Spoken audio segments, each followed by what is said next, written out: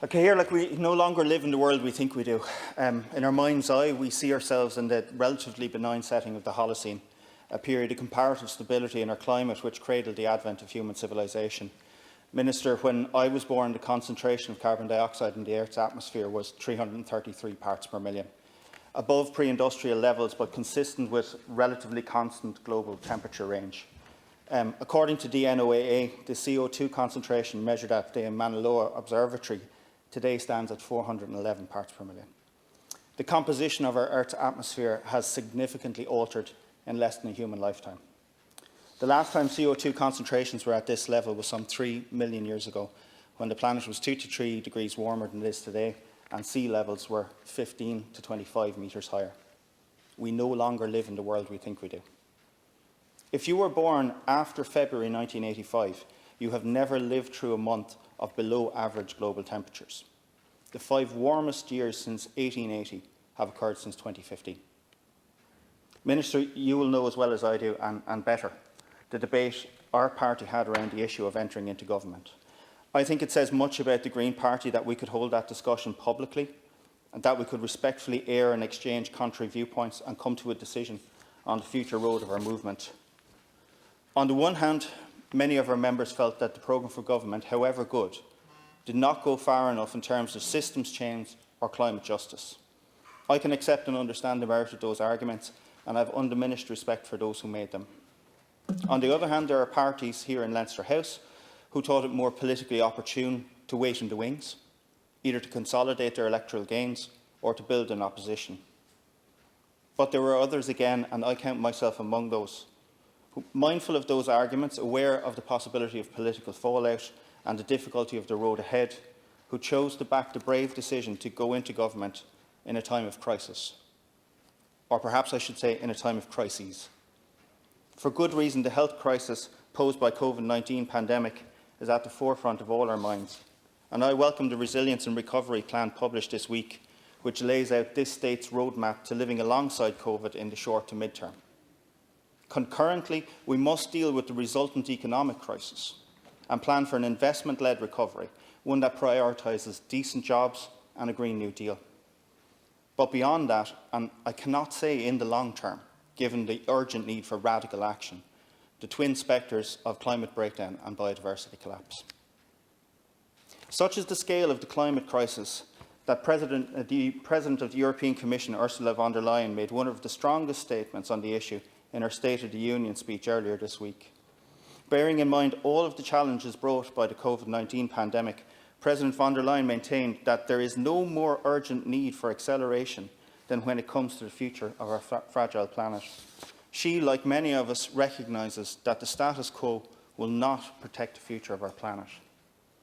In facing up to these challenges, astoundingly complex and difficult in their nature, we must in the first instance be wary of those who offer simplistic solutions. We live in an era of a new populism which offers easy and attractive answers or engages either in deflection or whataboutery. We can hear those voices both inside and outside the gates of Leinster House. By the same token, the COVID crisis has exposed the myth at the heart of the neoliberal capitalist model, that the state is bad, that the market can cure all ills. In fact, what we have seen in recent months is the power of the state for good, to harness and focus collective action for the collective good.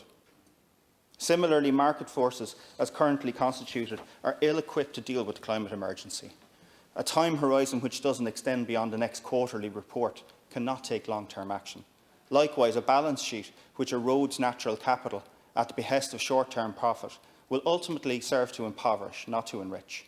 We see this nowhere more clearly than in California at present, where unparalleled wealth flows into tech companies while wildfires rage all around them. We in the environmental movement too have in the past fallen into that trap of individualism. Now we've come to a better understanding that, yes, we must act on the power of aggregated individual actions, but that must occur within systemic change. In tackling the climate emergency, we must leverage the full power of the state and its people to effect societal change, that we must act in a common purpose to the common good. President Michael D. Higgins, speaking to the Tom Johnson Summer School in 2009, He speaks about the rich utopian tradition of the Labour Party. He rightly notes the failure of a wage income in a traded economy to take account of the caring economy, of voluntary activity or of cultural activity. I hope this government's work on well-being indicators will go some way towards addressing that problem. But our current system fails also in the same way to account for environmental goods. The intrinsic value, for example, of biodiversity falls outside its reckoning unless we modify our language, couching in some sort of forced terms like ecosystem services. The President quotes Tom Moylan saying, "What is needed is a courageous embrace of the utopian project, not self-denying resignation, but self-aware engagement." These words ring more truly today than ever before. We must set in front of us this utopian vision, but not one of some imagined past, but one of a reimagined future, one where we've learned to live within our planetary boundaries, where we have harnessed the twin powers of the state and our ever-developing technology to protect our most vulnerable, both at home and abroad, and where we truly value the rich tapestry of the natural world around us that has so nurtured our evolution as a species. We must set in front of us this utopian vision, because the contrary is coming into ever sharper focus.